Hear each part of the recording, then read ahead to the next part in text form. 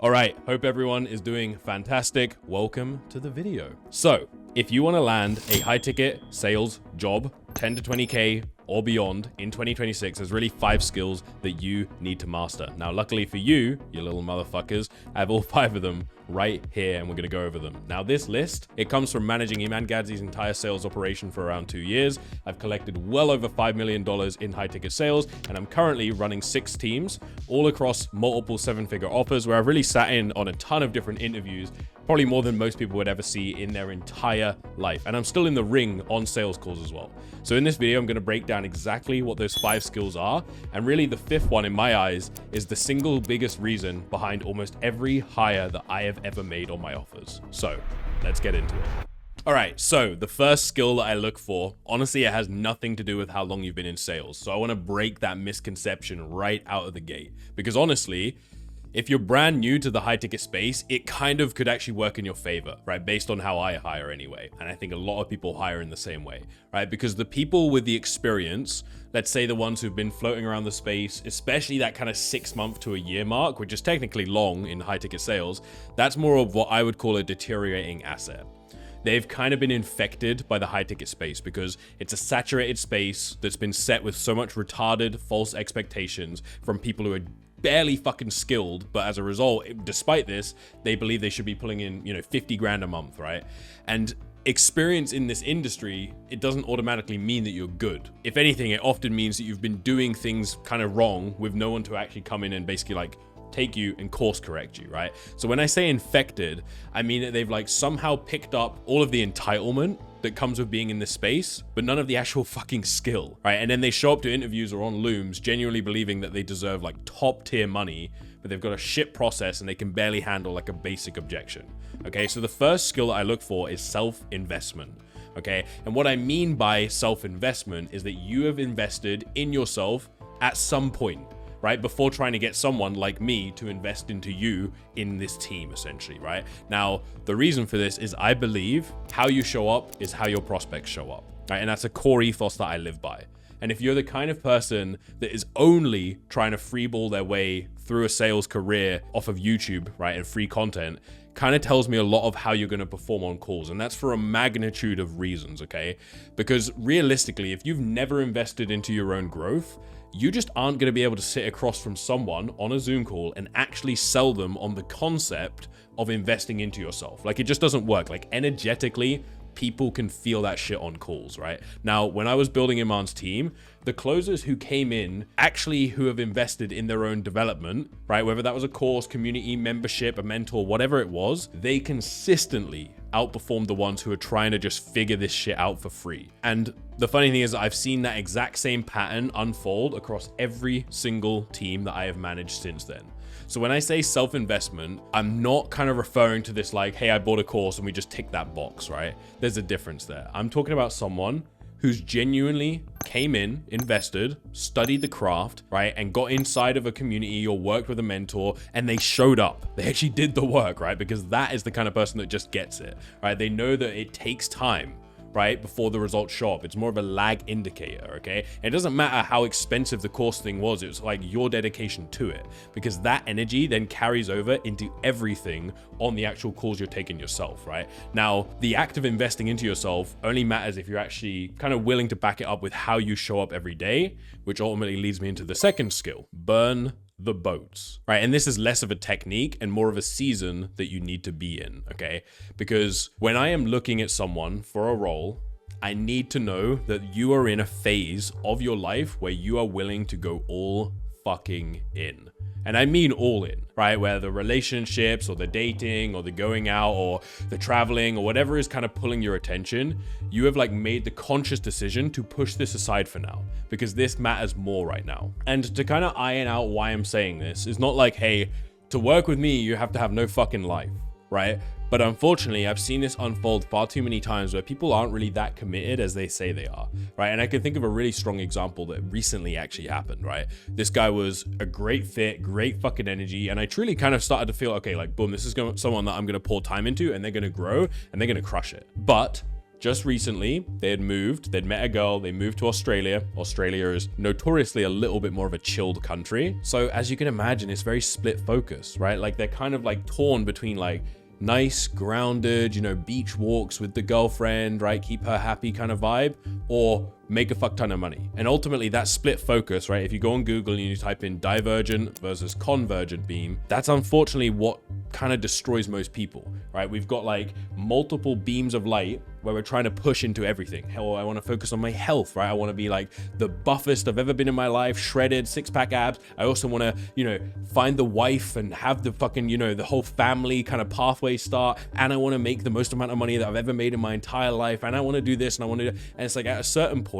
that split focus means that that beam is not going to like, you know, set a fucking fire. Whereas if you take one point of focus and pour everything into it, you will start a massive fucking fire, right? And the way to look at it is like, doesn't mean, okay, just kill yourself, right? Like only do sales, nothing else whatsoever.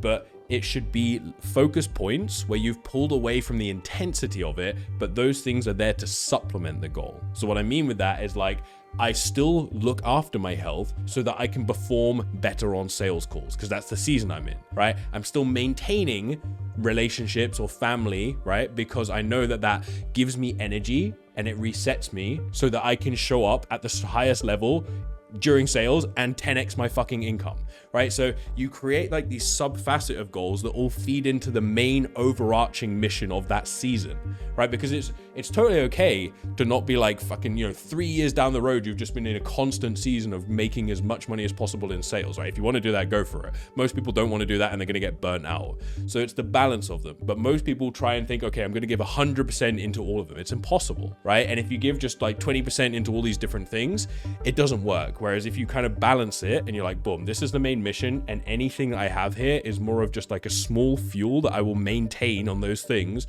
to fuel the overarching mission. So when I bring on like outbound setters, right, they get about a month to prove themselves, right? There's no guarantees, right? And if they're weak, you can just tell very, very fast, and then they're gone off to the fucking ether, right? And the whole point of that trial is honestly to push you to the point where most people would quit, right? And the ones who come out on the other side are absolute demons, right? Because they've already proven to themselves that they're willing to go through the discomfort, right? Like that foundational discomfort to be there. So once they're in, there's no chance they're going to waste that, right? And that's the type of energy that I want in place, right? That's exactly what I'm looking for. Because everyone says that they're coachable and committed, but based off of what? That's just some ChatGPT prompt that they fucking pulled. I would much rather hear someone tell me that they're willing to put in 10 to 12 hours a day, and that, hey, if you want, you can track my hours, right? Than someone who's just throwing around the word like coachable, like, oh yeah, I'm coachable, like it means anything, right? Or the person's like, hey, I'm going to revive a dead lead list and fucking kill it on there, right? It's always actions over words, right? Every single time. Because realistically, right, the first 3 months on any sales team should be a little bit brutal, right? You're learning new systems, you're getting used to a new offer, new pitch, building a pipeline, right? Your own pipeline. There's gonna be stretches where you just feel like this is tough, right? But if someone can't handle the discomfort of like more of a kind of trial period, right? Because the stakes are relatively low at that stage, they're gonna absolutely crumble when they're 3 weeks into the role, their close rate is shit, they haven't made a commission yet because they didn't put in the work that was required to actually show up in the right way, right? So burning the boats is the energy which will carry you through that stretch, and without it, most reps are just fucking, you know, lost essentially, right? And transparently, I've probably lost more reps than most people would ever be willing to admit. It's actually kind of wild, and I'm okay with that, right? Because the people who weren't willing to go through that uncomfortable season, they're just not right in the first place, right? Now, the third skill is probably the easiest one on this entire list, right? But somehow it's kind of the one that people fail at more than anything. It's really mind-blowing. The barrier to entry is so low, right? It's called operator's discipline. And it just comes down to one simple concept that I genuinely live by. I live by this concept.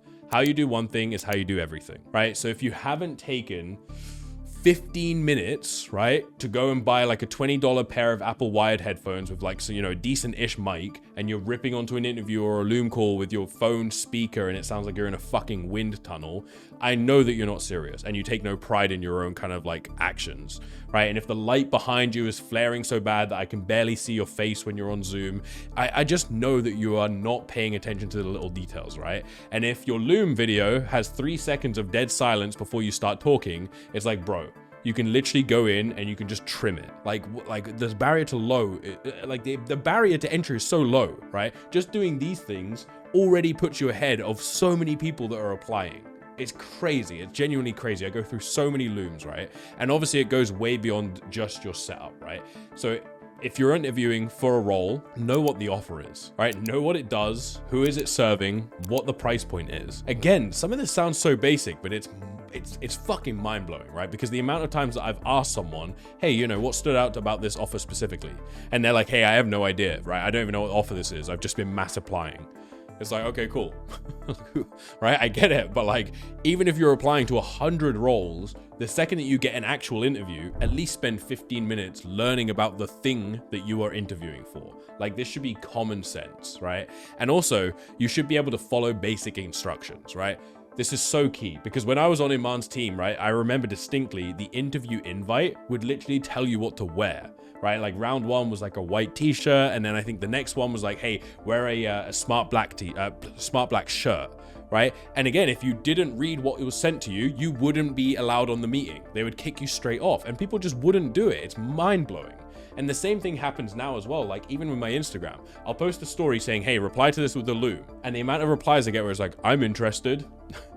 It's like, dude, what? Even if you send a solid Loom later, I'm already questioning your ability to follow through on something that is so wildly basic, right? Because if you can't follow a simple instruction on an application, how am I supposed to trust you on a live call where shit is actually real, right? And when push comes to shove and maybe you don't know how to navigate something, are you gonna have the adaptive capacity to overcome it, right? It's crazy. Okay, and one thing that I wanna tap into real quick, because I've been getting honestly quite a lot of requests about this, right? I've been getting a lot of messages, sales managers recently, closers, right? People that want to be coached by me, all of this kind of stuff, right? It's not necessarily my focus, transparently, like I make my money from running teams, but I do want to have impact. And there's a few guys that I'm one-to-one coaching right now that are just killing it.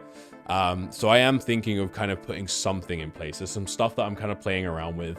But if that is something that you would want to look into, right, or you'd be interested in, feel free to DM me. I'd love to kind of get like a feel of the intrigue and interest around something like that. Because I'm kind of working on some little things behind the scenes. So with that being said, let's continue with the video. All right, so the 4th skill, this might be the one that kind of surprises you, to be honest, because it has absolutely nothing to do with sales technique whatsoever. Now, this is off the cuff thinking, right? So what I mean by that is your ability to just say something real and natural in the moment without needing like some script or a template to fall back on, right? And obviously we can link that to sales calls specifically, but I'm talking about like, it's very repulsively obvious when someone has used ChatGPT to write up the little script that they're reading out on their Loom video, right? And I transparently DQ those people almost immediately, right? Across the hundreds of fucking applications that I've reviewed, right? Thousands, probably, maybe 40% of them are close to like clearly AI generated, right?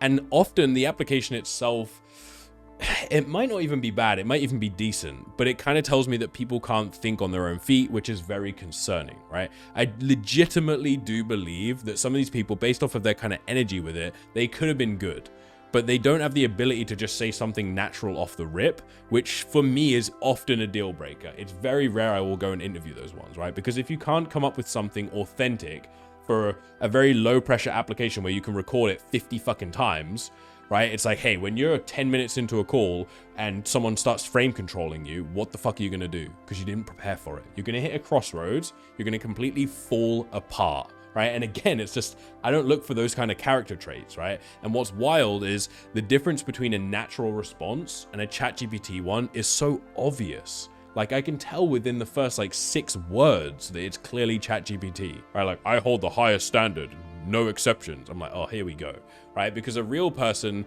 I want it to be like close to a little unpolished, but definitely with their personality behind it, right? Like the personality is the biggest selling point there. With a ChatGPT response, it's like, I don't even know how to describe it. It's like reading a cover letter that's shit from someone who doesn't exist, right? Like the words are technically fine, but there's nobody behind them. It's a soulless, devoid set of eyes. And you can just tell immediately, right? And ultimately, it's really the same energy when someone tries to frame control me in an interview by telling me, oh yeah, by the way, I've got like loads of other offers that I'm considering, right? Like lines like that, I'm always like, this is a red flag, right? Because realistically, it's the person who's like, hey, you know, I've got like 50 girls that I can go and message at any time. It's like, hey, you probably have no one. You got no bitches, right? Because you can't just announce that you have abundance. You can just tell if someone has abundance, right? Because it will be like natural. Like they've got a lot of experience. They know what the fuck they're doing. Like they're clearly like, it's just an obvious thing, right? So at the end of the day, what I actually want on a team is someone who's raw, transparent about like where they're at and what they're looking for.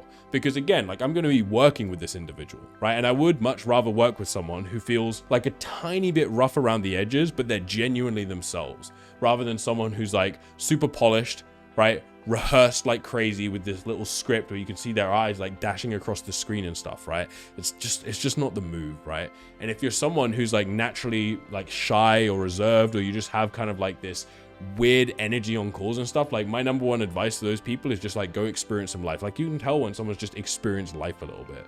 Go on a hike, right? Meet some strangers, plan some different experiences, because I believe even if you're like more of a shy person, do that on a weekend and then jump on an interview and you're already operating from like a different energy. It's really crazy, right? So it's very easy to be able to snap into that. Like before every Iman interview, I would rip ice baths. That real world energy, you can't fake it, right? It comes through on every single call. Okay, so with that being said, let's get to the fifth skill. This is the one that kind of matters more than everything else, right? And that's ultimately the reason that I saved it for the last, because probably almost no one is thinking about this one. So this is network and positioning. This is kind of like the harsh reality, right? The truth is that most of my hires at this point, they don't really come from cold applications. Some of them do, but most of them come from word of mouth. And that will either be from a closer who's already on one of my offers, or from an offer owner, or just someone in my network or in a community that I'm in, recommending a person that they personally trust, right? And I am just always going to trust that infinitely more than a cold DM from someone I've never fucking heard of in my life, no matter how wild the claims are of how great they are, right? Now, the only way that you actually put yourself in that position is by expanding your connections, right? You have to be in the right rooms. So get into sales communities, join membership clubs, whatever it is, and actually be active in there as well, right? Like I'm in a players club, I'm running that right now. There's some absolute studs in there, right? And when I say like active in these things, like don't just kind of like posts, or like make an effort to expand and get out there, right? Jump into role plays with people, right? Give feedback to other reps, share what's working for you, right? Because that is how you become the person that people think of. That should be like one of your number one goals. And it's something that I really slept on. Like I really didn't expand my connections as much as I needed to early on. So now I'm playing the chasing game, right? So you need to be that person where they're like, oh, I actually saw this person, even this, right? I'll even trust this. I saw this person, he joined the community like a couple weeks ago, but like, he seems really good. Like he's been showing up, he's been contributing consistently. Like I think he could be a really good shout for what you're looking for, right? So that's just such an easy way, right? And if I go to in-person events, right, I'll often hire sales reps that meet me there and stuff, because it's just like, hey, boom. Makes so much sense, right? They've clearly invested into themselves. They're, like I can feel their energy in person, all of these things, right? And like, that's really the name of the game. And the way to look at it is if you're still sat at home sending, you know, Instagram DMs to offer owners in 2026, you're probably fucked, realistically, right? Because the game has moved, right? The people that are getting hired right now are the ones who have at least invested into being in the right room, right? Because if you can at least get like a stamp of credibility from the community that you're in, right? That is super important, right? And the reality is that knowing these 5 skills and actually building them into how you show up every day, those are 2 different things. Like you got to actually go out there and put in the work necessary, right? So one of the examples I can give very recently, again, like I feel like examples really help to solidify the point, is like someone who I'd never heard of before, and his mentor reached out to me on WhatsApp and said, hey, if you hire this guy, I promise you that'll be one of the smartest hires that you make. I was like, fuck, holy shit. Okay, boom, we got a stamp of credibility. And why did that happen? Because that person had invested into a mentor, and then that mentor believed in them, and they'd put in the work, and now they put their stamp of approval on it. And again, that only really happens if you took the leap of faith to jump into something, to quantum leap your progression, okay? Because you got to look at like, the longer I'm not in the right rooms, how much money is that actually costing me? All right, so make sure you've subscribed, because I got a lot more coming on exactly how to build an insane sales career in 2026 and run offers and manage like everything, right? Other than that, I appreciate you watching. I will see you in the next one. Peace and love. Catch you soon.